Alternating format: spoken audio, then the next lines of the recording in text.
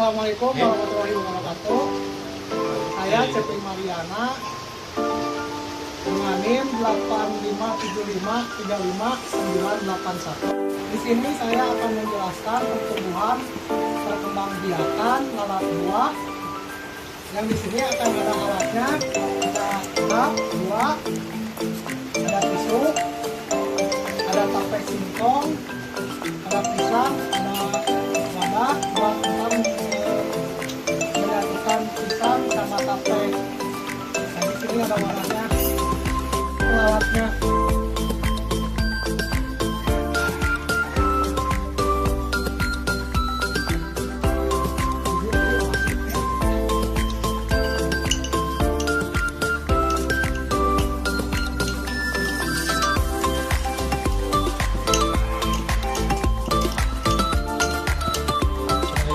Jangan gitu.